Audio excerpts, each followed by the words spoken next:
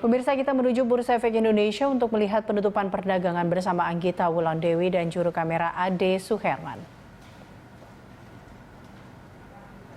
Anggita, bagaimana kinerja penutupan perdagangan hari ini, Anggita?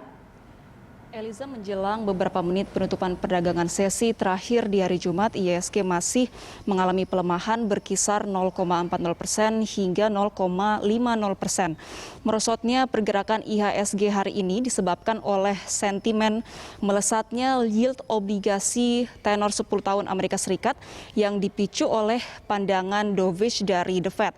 Hal itu juga ikut membuat bursa saham Amerika Serikat merosot atau jeblok pada penutupan perdagangan Kamis waktu setempat yang secara langsung juga berdampak kepada melemahnya pergerakan IHSG di perdagangan akhir pekan ini.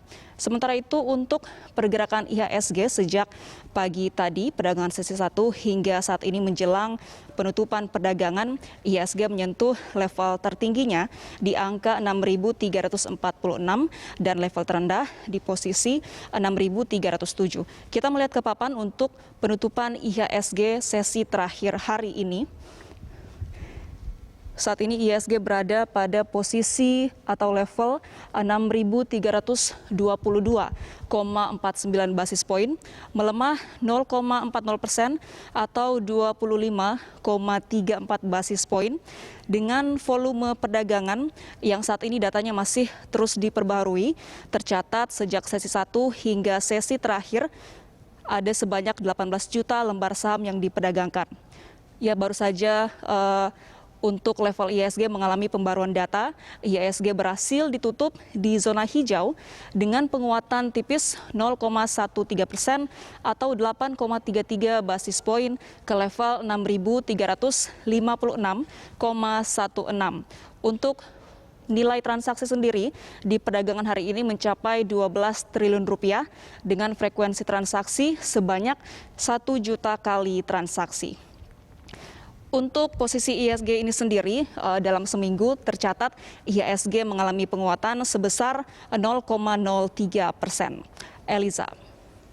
Ya, Anggita, lalu sebenarnya sektor dan juga saham apa tentunya yang paling mempengaruhi penutupan IHSG hari ini? Sebelum menjelang penutupan perdagangan tadi, memang hampir semua indeks sektoral mengalami pelemahan, diantaranya di sektor pertambangan yang terkoreksi 1,41%, kemudian saham yang diperdagangkan di sektor infrastruktur melemah 1,30%, diikuti saham yang diperdagangkan di sektor properti yang melemah 1,28%. Meski begitu, ada dua sektor yang mengalami penguatan dan juga membantu menopang penguatan IHSG di detik terakhir jelang penutupan hari ini, yaitu di sektor konsumer yang menguat 1,59% dan juga dari sektor manufaktur yang menguat 0,62%. Sementara itu untuk perdagangan hari ini tercatat asing melakukan aksi beli sebesar 450 miliar rupiah di seluruh pasar, dan di pasar reguler tercatat asing melakukan transaksi beli sebesar 590 miliar rupiah. Demikian, Eliza. Baik, Anggita, terima kasih atas laporan Anda. Pemirsa, demikian laporan Anggita Wulandewi melaporkan langsung dari Bursa Efek Indonesia.